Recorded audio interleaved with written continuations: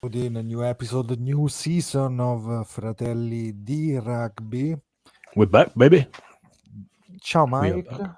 Ciao, Fratelli ciao. d'Italia. No, but Fratelli di Rugby, yes. So that's the most important things. We start literally with already new big changes for the next 4 years, Mike. Yeah. Couldn't come at a better time, right? Yeah, just a week before the URC. And Yeah, big changes, big changes. Shall we just go straight in, because for the URC we're gonna speak about all ZEBRE and Benetton tomorrow night, but yeah. today the day was the new federation president, from Innocenti to Duodo. Let's start saying the name properly, because I know it's hard Duodo. sometimes for English speakers maybe to say Duodo in the Yeah, right way. yeah. No, it's interesting, isn't it? Like so much to change the coming season, and we looked obviously at the manifestos, and there's some interesting stuff as well. So yeah, it's gonna be an interesting conversation today, I think, mate. So they were in Bologna. They vote in Bologna. The assembly, of course, every represent every like people that can vote for like 12 people, 15 people, depending who is representing in that moment. And then there were also the rest of the federation election, like the representative for the players and Yeah, the referees and stuff like that. So was a day where there was a lot of, let's say a lot of revenge. It was pretty obvious that Duodo was going to win, just because in the last couple of days there were a lot of like endorsement on the social media by the team, especially from the serially. Serie A elite team. Yeah, Then there was Benetton did the same. ZEBRE, of course, ZEBRE cannot expose themselves because it's the federation at the end. yeah. So a lot of like rage. Is it right what I'm saying, Mike? What do you think? Yeah, I think so. I think there's a lot of frustration, and I think today when we start unpacking some of the things that were promised and what sort of actually came, I think you sort of understand why there's a little bit of frustration from the Serie A elite team. So yeah, I mean fundamentally, and this is something that I think I feel quite passionate about. There's definitely a conversation to be had with how much power the Serie A elite teams have when it comes to voting. Um, Obviously, even if you're the most stoic of teams, there's always going to be some self-interest, and it definitely politicizes things slightly more when it comes to like manifestos, etc. But it's been um it's been an interesting read, Otto, today. Am I right? Or only Vicenza didn't say anything about supporting Duodo, Yeah, they get they get their cards closed, didn't they? right? So maybe, who knows?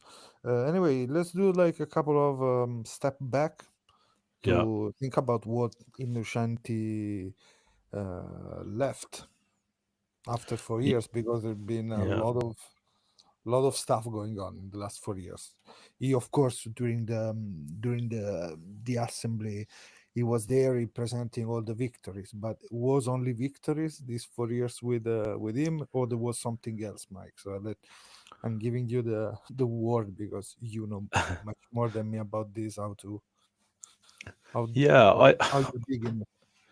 It's interesting, right? Because I went back and I looked at all of the promises and within the manifesto and the interviews before he became president, and there's some things that he definitely sort of delivered on in terms of what he said he was going to do, and what he actually did. A good example would be the academy system. He said he was going to radically reform these, and look to save funds and reallocate them into the Serie A elite academy systems. Obviously, it wasn't Serie A elite then, but just for naming conventions, I'm going to call that now. The So top 10. yeah, So what he planned on doing, just for context for the English listeners that might be a bit confused, because there's been a lot of discussion about the academy systems, is he closed a center of formation, and over time he was planning on closing more and more year on year. But the biggest change was that ages 15 to 17 were no longer invited. It was actually 17 plus, and these age 17 players were going to be picked from, in effect, like a territorial academy system, similar to you sort of the UK one, where each top 10 side, Serie A elite side, Different would have, area in the territory, kind of like that. yeah, would have their own academy.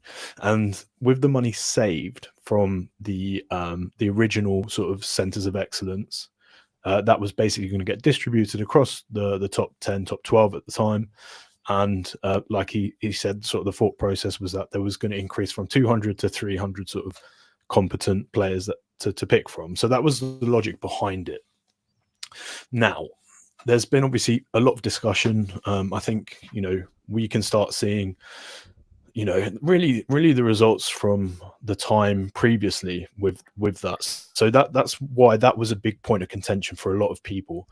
The fact that he said he was going to radically reform the academy system, and he did. And I think actually immediately he might have lost some sort of positive sentiment from that, but in his eyes he was doing the right thing, because he was distributing sort of the territory academy system in a means that was more scalable, as the improvement from the Serie A Elite came. So that was one point that he made. He did also say, we do not want to reduce, and I'll emphasize the word want, the budget paid out in official terms about the franchises, and in particular sort of ZEBRE was the one that came up into contention. He did say that he was going to listen to offers from Alessandro Banzato of Petrarca and an unknown English buyer. So there was obviously some sort of interaction regarding a potential buyer from England, and basically that was something that was said prior to him becoming president. And there was So also the option Zambelli there, but so Rovigo was the other one. They always ask for to have the franchise. yeah, so actually, it sounds like there was a few of the Serie A Elite. So I'm the way I've sort of structured this chronologically. This is prior to him getting elected, shortly after he got elected, and then I've got a 5-month and an 11-month check-in. And this comes up a lot. It comes up a lot, as you might expect. So Otto, the next thing was the Southern Project, which I think is a big point of contention in the current election as well. I think, it's probably because there is quite a lot of influence in the southern regions as well in terms of whom will get elected. But basically, long short, Innocenti had an idea that he wanted to make rugby the second national sport after football. Obviously, this was a long-term project, and he was going to develop rugby in the south. So that I think we can sort of give him kudos, because he did what he said, and he did allocate funds towards that. So that's something that we can speak about in a positive light a little bit later on. And then this one was interesting, Otto. Do you remember the idea of the draft that came up? The idea of the giraffe. The draft, like NBA or There NFL? was the idea to do that style like 2 years ago. Came up Yeah, again. yeah. So he suggested obviously having it so that there was a round robin against the Serie A elite teams from the under-20s, just to sort of slowly improve the level of the quality of the players across the whole of the Serie A elite. And actually, you know what? Like, reading up on it again, I think I do actually really like that idea. I mean, what are your thoughts on that? Man, it's just something pretty interesting, because if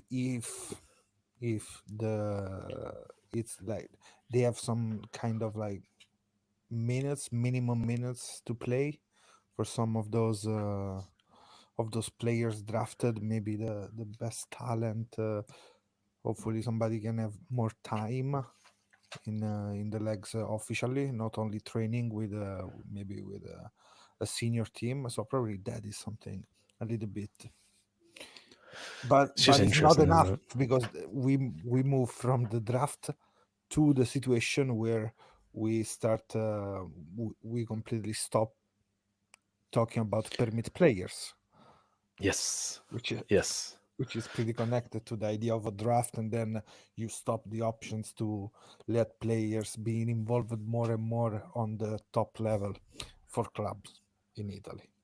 Yeah. Yeah. And again, that's something that came up shortly after he actually got he got elected. But that idea of the draft, I do really like that. There was obviously ambition by Innocenti to make the Serie A elite teams fully professional, and there's a number of schemes that he put in place to try and sort of accelerate that. Conversation of having TMOs, conversation about sort of having camera rights and stuff, trying to sort of really push the championship up the pyramid in terms of like its quality. These were obviously conversations that were had, and it was stuff that was sort of really well highlighted, but obviously it didn't come into fruition for one reason or another. So that's another thing that was as part of his manifesto, like a large proportion of probably what got him into the job. And then obviously there's the women's and the age grade. So we have obviously the ambition. This was something that both people have spoken about. So Duodo has put this at the forefront of his as well. But Innocenti said that he wanted to make a Serie A tournament comparable to the Serie A Elite, with a relegation promotion to Serie B as well. So have a full sort of setup with regards to that, and make it sort of almost like a fully pro league. Yeah, so that was sort of the crux of his manifesto. Is there anything that you feel like I've missed out on that, Otto?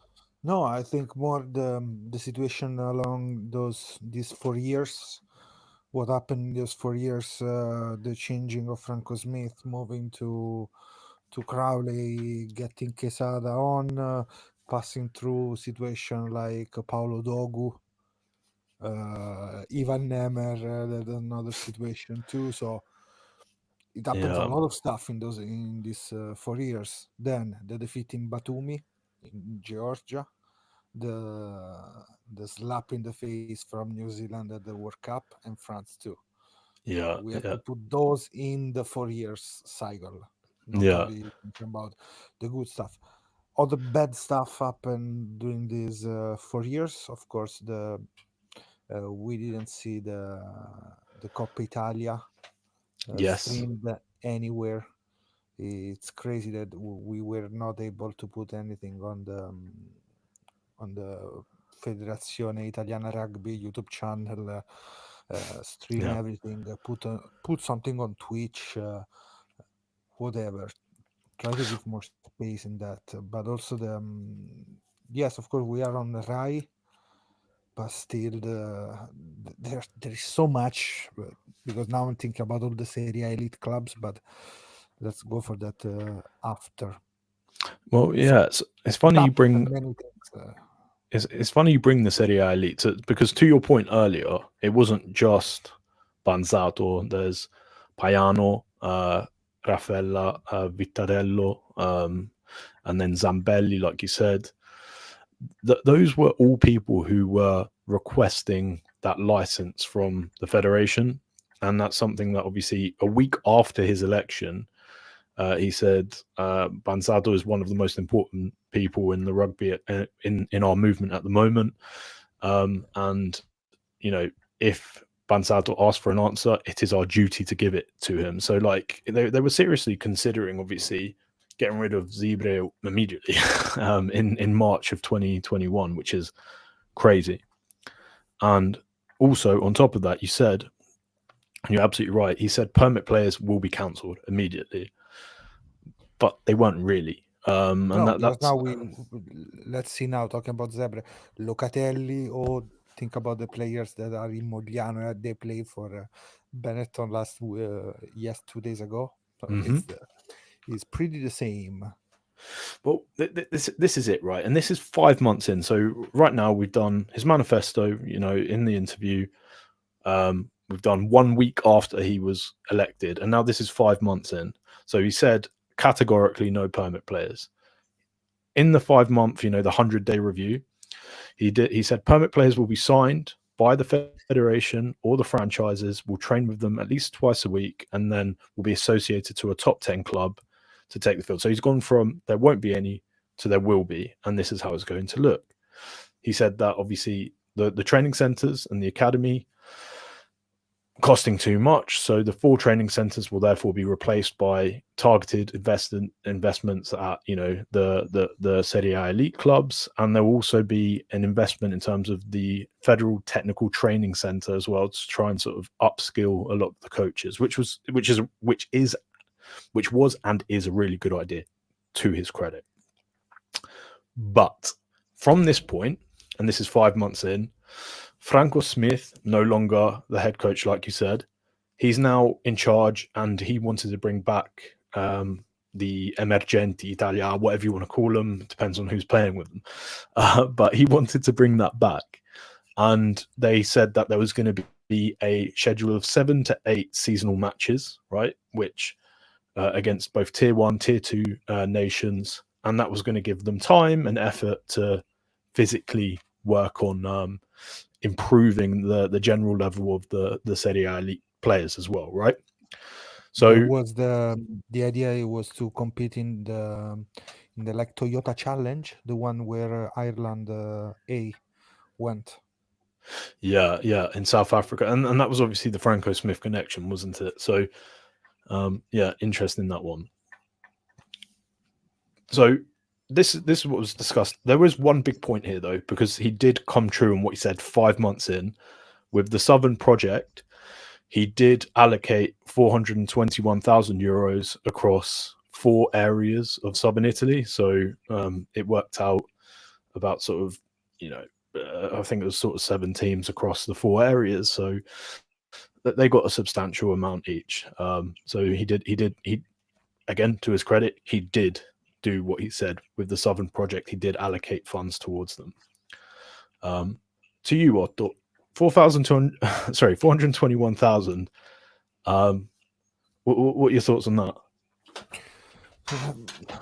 They can be good, but depending what you try to create there, because if you just give money like that to the club and then the club decide what to do instead of having goals trying to reach, They might want to build a hotel.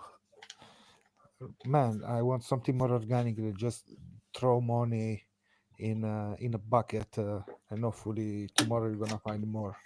Yeah, I agree. Because sometimes they need, like, the club in some areas, they need to be addressed in a certain way with people in place, trying to fix problem, try to give professionalism in general in every little thing that you want to do in your club, because you don't have only situation where the club is okay, we have to just to make the barbecue for the post match dinner between the teams. You need much more. You have to go approach to the schools. You need people ready to be an educator and go to teach in the school, to try to grab as much as possible and take kids out of the just home sofas and bring into the club. So you need to be much more proactive and really like multitasking. You need to do everything. Like I 100% agree with you. 100% agree with you. I want to understand how much it helps. And Yeah, I don't want to talk about like how many fields we have, the situation of the like the pitch in Italy, because sometimes it's not the best. yeah. It's an argument about. I 100% agree with you. By the way, it's an argument about teaching a man to fish or giving them a fish. Right? We gave them a fish, but actually, you know, stuff which benefits them is, you know, like, you know, training for coaches and, you know, maybe a discussion on facilities and stuff, or, you know, even shared facilities with, you know, maybe slightly more established clubs, and so that stuff that should be enforced by a president. I think that sometimes is worth more than you know, a couple of €1,000 here and there. So 100% agree with you. Which brings us to 11 months in, by the way. So that was 5 months in. We're now at 11 months in. This, if you remember, Otto, do you remember the Midi Olympique interview that he did about ZEBRE? That ZEBRE is just a waste of money. Correct. Every Yeah. time was a Midi Olympique when something happened. Also with Cossal happened a few months ago about what he said. But So this is where we're at, right? So 11 months in, this is a week after he did that interview, and he did it with on Rugby, and he goes, "I never said that ZEBRE are useless. I said the situation now is a bit complicated. It's a big commitment. We also need a return of players and results from the franchise." And then obviously he said, "For sure, however, ZEBRE will remain in Parma until end of next season." And then obviously he pats Delay on the back as well and says that he's doing a good work and that, you know, the sponsors have gone up, and, you know, it would be probably after 2023 where there'll be any changes. That was sort of the context behind the interview. But he did say this, and this is an important part. Petrarca and Rovigo, 3 years ago, Petrarca sent a letter to the Federation in which it expressed their willingness to talk about this matter. I have also had another one from Rovigo, but I repeat, at the moment, it is not certain that there will be any changes, only in the case in which they are completely necessary. The Federation, which, however, will be in agreement with the current ZEBRE sponsors and above all consult with the URC board and the CEO, will ask for an expression of interest on the basis of the precise economic and structural criteria, which seems to me, Otto, that they had a conversation about moving it to Petrarca or Rovigo, and maybe they don't fit a criteria there. What are your thoughts on that? Criteria, or even put together the two personality over there, because that is the hardest part. Put together those two teams. With one, you have a lot of people going to the stadium, Rovigo. On the other side, Padova, less Petrarca, don't bring the same amount of people to the stadium, and that can be like. Also, think about revenue from the stadium, deciding where to play. Even that, it's huge, because where you have to go play, to Padova or to Rovigo. Yeah.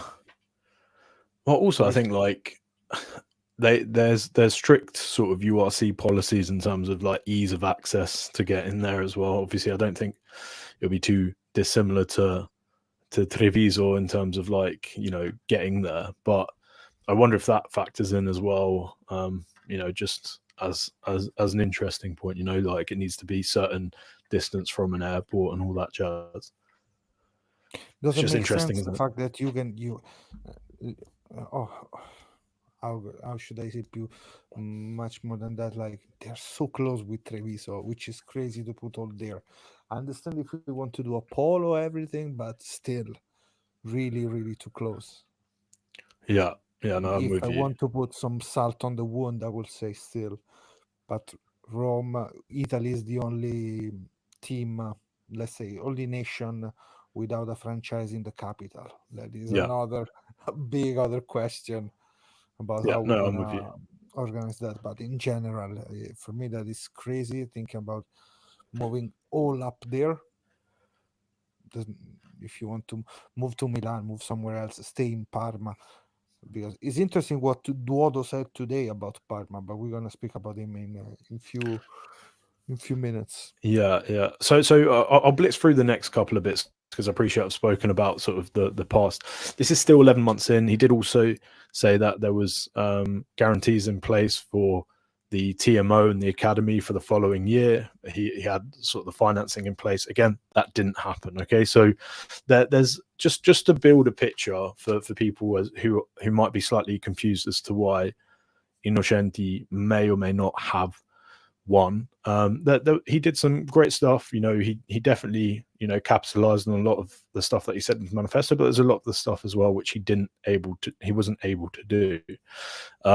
And you know, like we said, the stuff that was relatively easy, providing money to the south, he managed to do, and obviously he did reform the academy system, rightly or wrongly. So there was stuff that was in his manifesto, which was contentious stuff. He managed to deliver on. But as Otto said, this now brings us to Duodo. Do you want to take lead on this, Otto? Look, I will try to put a couple of stuff together about him. He is like a revisore, so auditor, I think is in English, Yes, right auditor. word. Yeah. So auditor for a lot of companies. One of that was also Benetton years ago.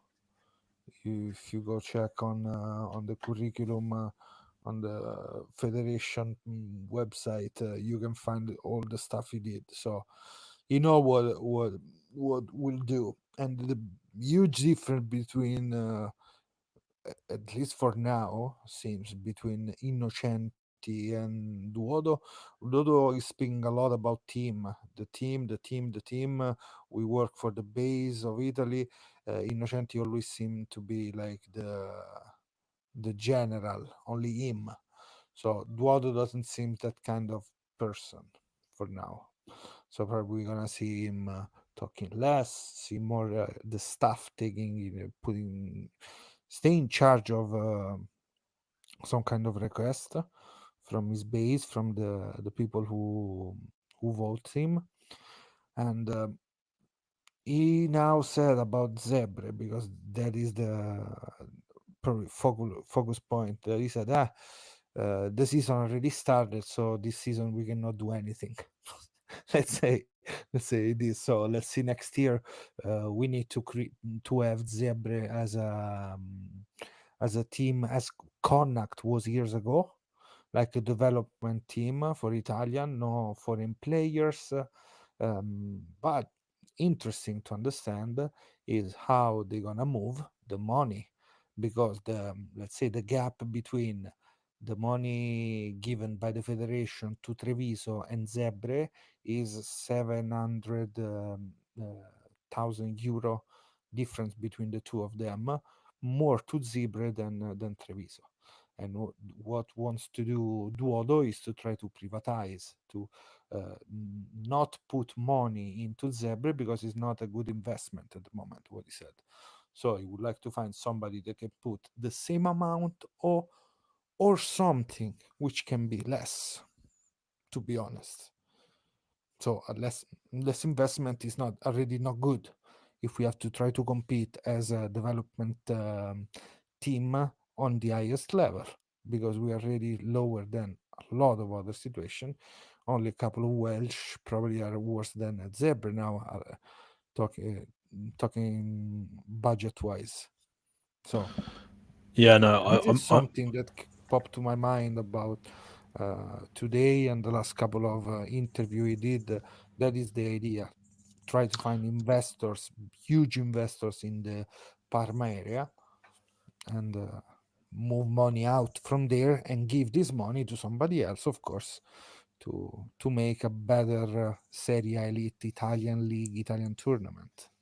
Yeah. So on your final point, and I think is a really important one. That's, I think, the driving factor. It sounds like he wants to go sort of all in a Serie A elite sort of package that he's hoping to sell, and maybe get some sort of broadcasting rights for. I think that's sort of the long term ambition over the next 3 years of his. So it's really interesting that you bring that point up, Otto, because I think you're absolutely right. I think where he sees Zebre might be right now as a bit of a sink, but I think the intention is, first of all, trying to keep the status quo, keep everything, and this is me reading between the lines. It's purely speculative because I haven't spoken to him, but sort of keep everything as it is right now and just try and find an investor that can take that responsibility, because he speaks a lot about, the companies that invest, considerable amounts of money, up to, millions of euros in the Serie A elite. And I think, there's probably ambition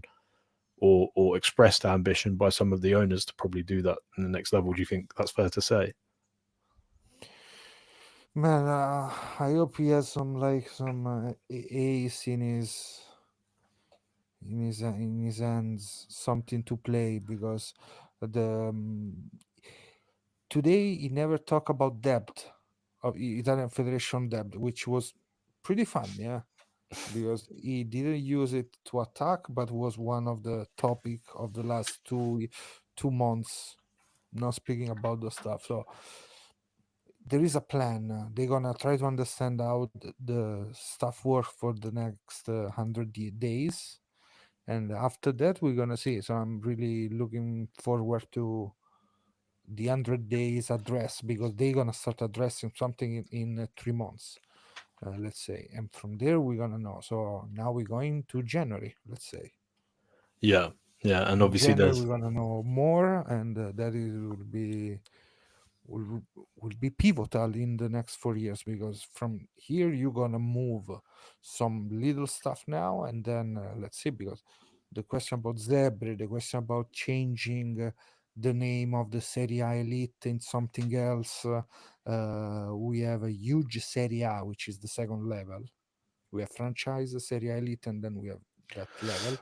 It's yeah, pretty huge. The like too many teams. yeah. No, All he the says that, doesn't he? He's sort of right in that sense, but I suppose that's also a consideration because that they're regionalized, right? They're regionalized, And yeah. the problem is, okay, so if you're gonna take away and try and sort of have it so that there's more depth in the second division, and that the Serie A elite is done not only on a meritocratic basis, and people who deserve to be there, but actually they have to hit certain sort of thresholds of economic standing, which is something that I believe that he spoke A about, lot right? So of team in Italy, Mike, exactly,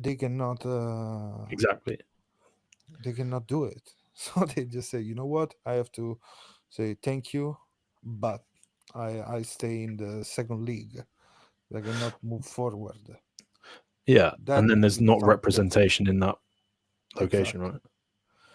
right? Um, but it's one of those where I think if the ambition, and I think we have to ask ourselves, is it realistic that we'll get broadcast rights for the Serie A Elite first of all?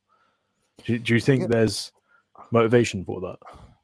man, I think the numbers they're not that good.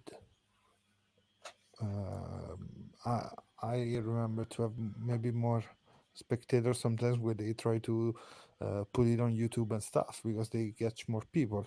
If you are out of Italy, nobody can watch it. So you have also to try to invest in that way, because I can watch some stuff from the uh, let's say the Premiership, Second Division, Pro D2.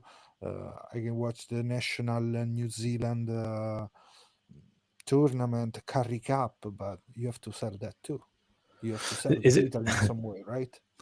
is it the equivalent of us like trying to sell like the MLS or like the Japanese football league or something? Just, is that what we're trying to do? We're trying to package something right for the Serie A elite where the standard has been getting better. I think probably because of the standard of player that's come from the under 20s and just so happened to play there. So like the standard probably is organically getting better, but is it at a point where someone would fork out money to pay to watch it? And that's the question, right? And I think we need to be realistic. If the Premiership is worth 39 million euros, right? What could we expect to get from the Serie A league? Would it be sustainable at 5 million euros or 10 million euros? Is that enough for the players? Is that enough for the teams? I don't think it is. You know what? What let me think every time, is it gonna be better? Is the point for me, crucial point, is how also if you're gonna put more money, give more money to the club, Yeah, okay? For what? You're gonna pay better players, so foreign players, or maybe you have to be connected to how much you can improve through your cantera, through your academy. academy. Yeah. Like I think it'll if be. you I think it'll be the latter. I think he's Duodo has already mentioned in an interview with our friends at Carbo Rugby, where he's not happy. with the level of like Italian qualified players not getting game time in certain positions. So I think we're probably going to see a bit of a reform with the IQP, and certainly if they're like positions of national need, right? Interesting. So I think that's what we're going to see, mate. To be Like honest, number 13, yeah, number 10, like number number 10. 9. That's I true think we're too. probably Number going to see that. 9. All the nines play abroad. Hookers, number 2. That's true. Oh, Well, sorry. it's gonna be interesting to see because literally, it's an really interesting Serie A elite, the one coming now, because there's some players they can show. Padovani back, Lazzaroni. Padovani play 10. Uh, Today there was the presentation of the Ranger Vicenza team. There is a former Pumas, Thomas Carrio, in there as a 10. There's Ian McKinley as a new coach um, with Cavinato as a coach. Marcado is not anymore the coach of Petrarca Padova after 3 years. There's no more Lodi. I mean, it's interesting, but You- is it Mhm. enough to be sold? I don't know, because Well, what is surprised me is the number, really low numbers of people going to the stadium. Which is Viadana was a magic season. They arrived to the final, so this year they will be the same. But not all the teams are like that during the regular season. yeah. It was interesting as well because he said that he was eager to set up a rugby channel. Have you seen this? Yeah, good. I I hope think it'd it's be gonna brilliant. work. Yeah, But let us it work would it on would that. have to package more than Serie A Elite. It would be like a full rugby channel on Sky Rugby TV. or something. Yeah. Years ago there was the rugby channel. They used to use there was that. Probably if Yes. you dig on YouTube, the rugby Folded. channel. Yeah. Yeah. South African one. Yeah. No, The no, rugby the rugby channel. channel, an Italian channel. With the rugby Oh, I don't channel know. I didn't know IT, that. there was with all the games that were streamed there, which was pretty interesting. Yeah. You can build it depending where you want to go and what kind of people you want to go to the stadium. Duodo is speaking a lot about like the families Yeah. stadium. So he wants to sell an idea again, the idea of rugby, how good is for families, which is the old Yeah. stuff. But Yeah. Yeah. The yeah, so values. the Trying to value, he's trying to capitalize on the values of rugby. Maybe a rich G- father comes in and puts genius, a bit huh? of money in the club. That's That's what something. it is, mate. That's what it is. Although, like, listen, I think there was a lot of focus on ZEBRE, and he talks about, like you said, the resources in comparison, right? But I think there's the answer obviously has always been to privatize. But my question is, like, if it's that easy, why have we not done it? Like, if we go back to 2021 to Innocenti, where he said there was an English buyer interested, there was these like To Andrea delle Donne, to Dalai, to the new. why is it that we've gotten to the stage now that again we're still having this discussion 4 years on? There's got to be something that's not adding up, if that makes sense. There's nothing up, and I'm wondering now because how, like, is it gonna be something happening? Because Dalai, before leaving, that was really Yeah, mad at Innocenti. he was. He Yeah, he said something like, "I brought money, sponsor, and now that I leaving, the sponsor are leaving too." Oh, is it gonna be?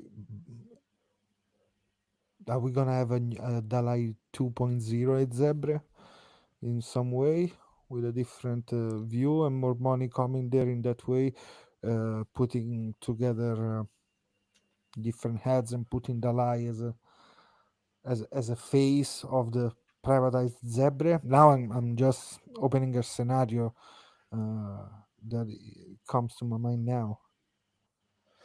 yeah. Well, What that do you that think? that Is it possible something like that?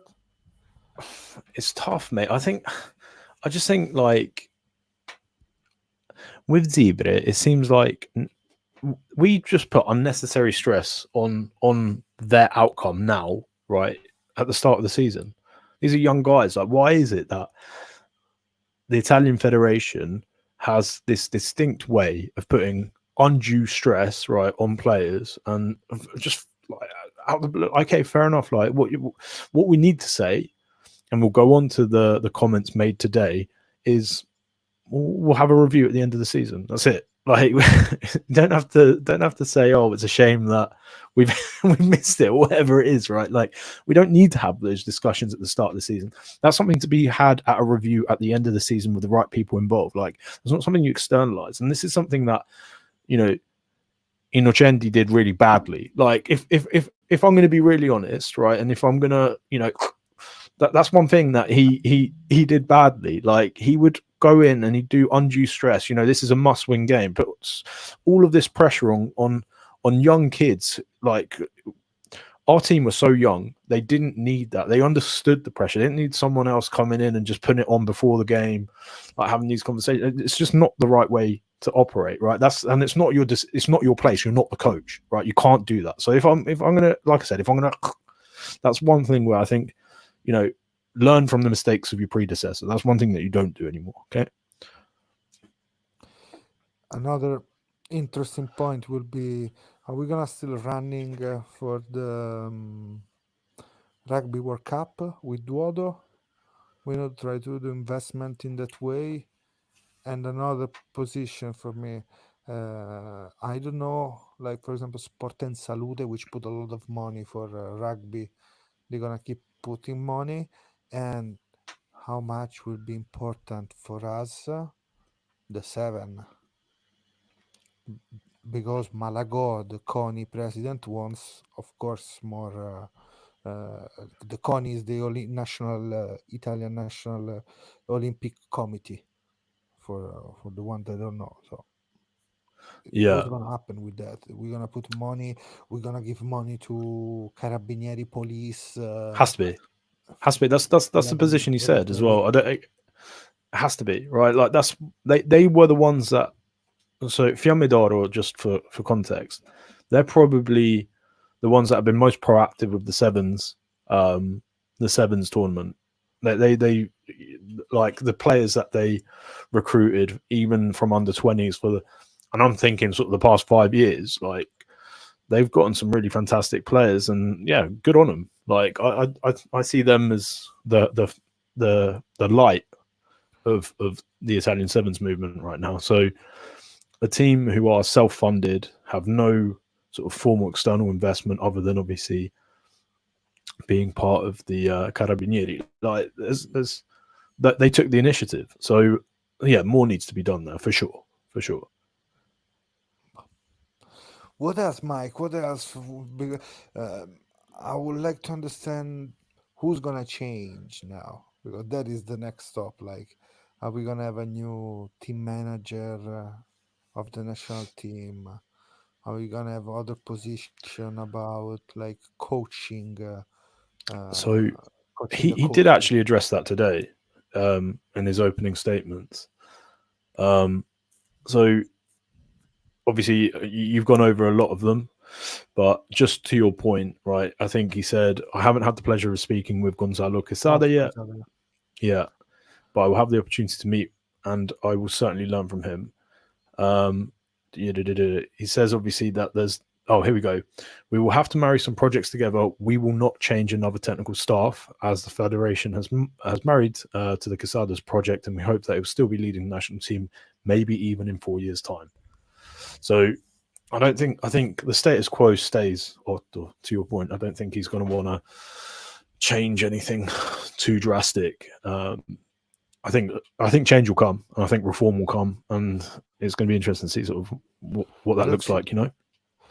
absolutely wondering if we're gonna go back to some other style, like the the idea of the Polidiformazione Academy, all those different words to say the same development for a young player. What Yeah. will So be happen with that? Yeah. I think again, reading between the lines, this is today's statement. In this 4-year period, we have reaped what we've sown in the past. We must continue to invest in the base to create today the new athletes for the national team of the future. If we don't start sowing now, in 8 years' time, we won't have the same quality that we have been demonstrating now. And then obviously he goes on to talk about Of course. Gonzalo. So reading between the lines, I think we're probably, and also listening to some of the people that advocated for him, like Parisi, and some other people who are less, that we've spoken to personally that might not want me to mention. Like, it seems like there is that's sort of the forefront, or that's what was promised. Like, at least looking back on the centers of excellence, and in again, just to quote one of the interviews back again with Carbo Rugby, he's saying that potentially having a center of excellence in southern Italy is more beneficial than having one in Veneto, where like they have like the resources there to. So he's saying, like, he's thinking, and again, something that shouldn't have to be said because that's obvious, right? But we don't have a center of excellence further south than Rome. And then you look at some of like the fantastic players that have come out of Rome that are looking at the national team, and then you look, like I said, there's definitely less, but that's only less because there's no elite pathway there. Like, who knows what we could open up if we're investing in the right places. So I understand that point, and I'm quite happy with that point, to be honest. I'm wondering how much we're gonna invest in general, because if we have full of debt, I'm wondering how we're gonna say, because now in theory now the worst will come. Do you want my honest opinion? Go ahead. Less than what we would have invested if we weren't in a 9.4 million deficit from the previous administration. That's how much we're going to invest, mate. Booba, That's the truth. 15th of September. 9.4 million, mate. That's huge. And again, for context, guys, 9.4 million because we are filling out football stadiums which aren't profitable for us as a federation. That's not good business sense. No, the good stuff is like trying to push more with the rest of the football field, but I don't think this winter, this international autumn international will be full for us. You know what I am interested in, though? Mike, The are 500 insane for Italy. was that, sorry? The prices for Italy, New Zealand, for example, it's something. It's great. Yeah. But also, like, where's this 500,000 a year with the FIGC going? What are we doing with that? In development games, there's something with the federation, with the football federation, like doing stuff together to start like new mini project, a lot of mini project, I think. Yeah, but I suppose if it's like share. Mike, I don't know, because the fact that nobody have shown the stuff. That is the issue for me, my friend. Of course it is. Yeah, I think, well, to be honest with you, I think you did really good well summarizing what was spoken about today. Obviously, there's going to be renewed emphasis on the elite pathway, like we've said. There's going to be renewed emphasis on the women's game, which is good. And now we move into this new era. Otto, like, are you? If you had to be objective, if you look back at Marzio's tenure, like, what are your general thoughts? Like, was it net positive or net negative? That's it. Like, because you don't want to be too harsh. Was it net positive or net negative? Was it in a better place than it was? Man, for me, the results more important. The way we managed situation was not the best. So in general, I see the things better than worst in the last 4 years. Then I'm not the guy that loves to speak about debt, inflation, how the stuff went. I prefer the field, and the field, I love the way, even it was really hard, because literally changing from the idea of Franco Smith, after 2 years you put in the middle Crowley, that was out, was already out at Benetton, having those 2 crazy years of changing the mentality of the players, suffering, bleeding, and then Quesada keep pushing hard on that and doing the best Six Nation ever. Man, I'm happy. Okay, let me change the question to you then, because I agree with what you're saying. How much of that do you think was directly influenced by By him, the federation? By the federation, because not there's that more than one person, involved. man. Uh, the Not that much, because at the end, those are all situation already. The players were already in the pathway. They were already bleeded by Franco Smith the first year. Like, Yeah, if somebody was young, was 16 in 2019, now it's ready at 20. But we already knew 4 years ago those guys were good, or were coming up as good yeah, players. yeah. That's So true. nothing different. If you think about the famous under 20, we had Spagnolo and guys like them. We knew then all Yeah, the same age group is the best for now. Great, but it's not only that. yeah. No, I'm with you. That 2021 team is just disgusting. So If yeah, I'm with yeah, you. Not 100% with you. I think for me, right, like it probably like I go back and forth on it a lot. I think it probably you know it is probably in a better state than it was in some aspects, and in other aspects, like you said, we've spoken about like the financial side, and we don't really know the difference as to why that happened. There seems to be some sort of smoke and mirrors with CBC, and how much or how little we're getting from them, and all that jazz. There's definitely questions that need to be answered. But if we're gonna, if the saying in England, the king is dead, long live the king, right? So yeah, the king is dead, long live the king. But like, if this king is starting at a deficit, like we need to be patient with what the results are from an economic absolutely. standpoint. And we can't panic. But the point of like this whole exercise of the research that I did tonight and what we spoke about over the course of the weeks and the months, like there's, like you said, the real crux of it is what is coming through, who are the coaches that can influence it, and where do we go from here. And there's only so much the federation can influence there. So hopefully we put the infrastructure in place, and next 4 years are our big 4 years for us. Yeah, because anyway, no matter who will be the president, we have a good group, really important group of players that can grow that in this. that is the point.